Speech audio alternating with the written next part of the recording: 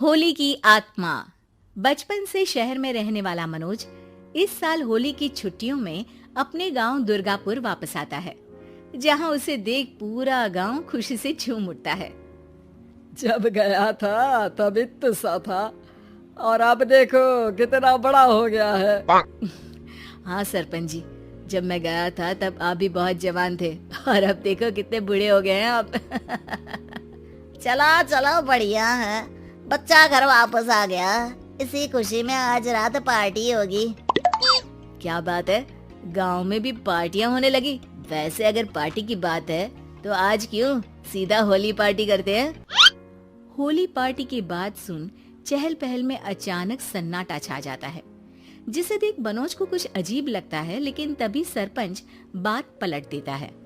अब बहुत देर हो गई, चलो सब अपने घर चलो, पार्टी के बारे में कल सोचेंगे। मनोज भी मम्मी पापा के साथ घर आ जाता है, पर होली पार्टी और उस पर पूरे गांव की खामोशी वाली बात अभी तक उसके जहन से निकलती नहीं। पापा, होली पार्टी की बात पर सब चुप क्यों हो गए थे? अरे होगी उनकी कोई अपनी बात, मुझे गांव की पंचायत ही थोड़ी पता है। थक गया हूँ, चलो सो जाते हैं, कल बात करते हैं। पापा की बात मानते हुए मनोज भी सोने चला जाता है। आज तो छुपा लिया, लेकिन हफ्ते बाद जब होली का दिन आएगा तब इसे कैसे रोकोगे? अगली सुबह सूरज के साथ ही मनोज भी गांव घूमने निकल जाता है, जिस पर रास्ते में उसे अपनी ही उम्र के कुछ लड़के भी मिलते हैं, जिनसे दोस्ती कर अब वो उनके साथ घूमने लगता है। इसी तरह कुछ दिन बीत जाते हैं और होली नजदीक आने लगती है।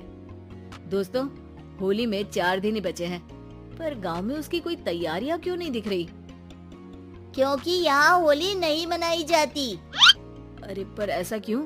वो राजा भूषण। अरे तुम 4 दिन के लिए आए हो, क्या इतना सोच रहे हो?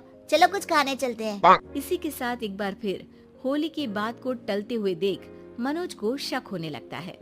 वो घर पहुंचते ही इंटरनेट पर अपने गांव और राजा भूषण के बारे में जानकारी निकालने लगता है। क्या? मुझे आज तक ये नहीं पता था। ऐसा कैसे? किसी ने मुझे कुछ बताया क्यों नहीं?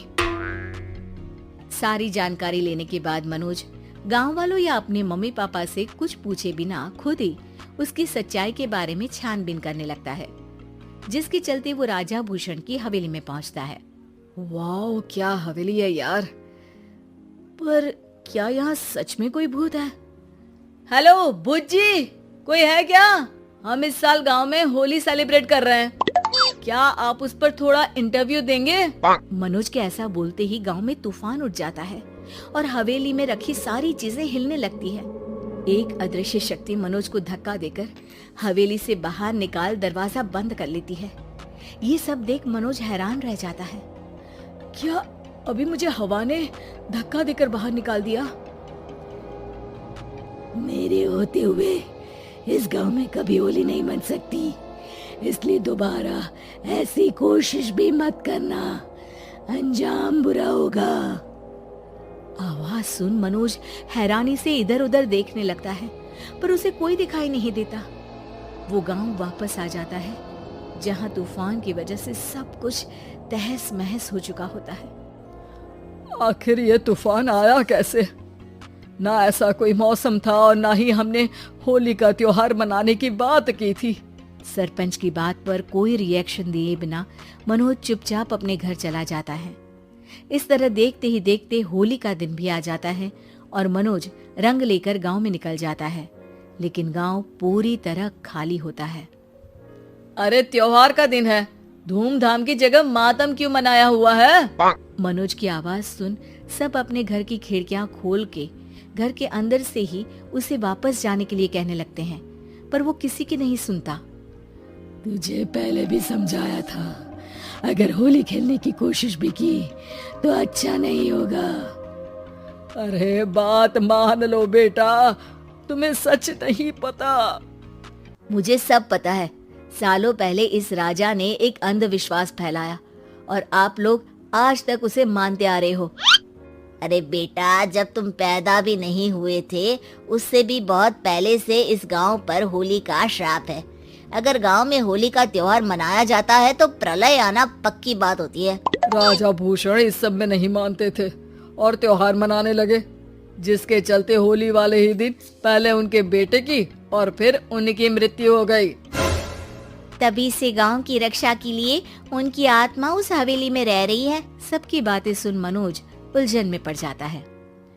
सोचना भी मत मनोज, अगर तुमने इस परंपरा को तोड़ने की कोशिश भी की तो उसका परिणाम इस गांव और गांव के लोगों के लिए अच्छा नहीं होगा।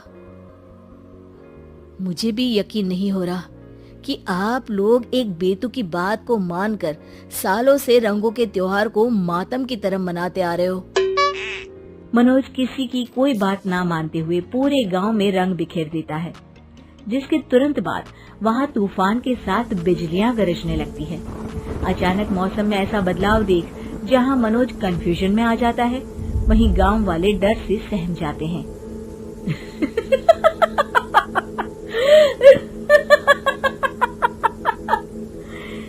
इस लड़के ने हमारे जैसे सिर्फ अपने स्वार्थ के लिए नहीं बल्कि पूरे गांव की खुशियों के लिए यहाँ होली मनाई है, जिस वजह से अब इस गांव पर होली का श्राप टूटता है। ऐसा बोलकर राजा का भूत वहां से गायब हो जाता है, जिसके बाद गांव के लोग धूमधाम से होली मनाते हैं। खुशियों के रंग गांव में बिखरे ही होते हैं कि अगली सुबह अचानक मनोज कहीं गायब हो जाता है और एक बार फिर गांव में होली का नया राज शुरू हो जाता है।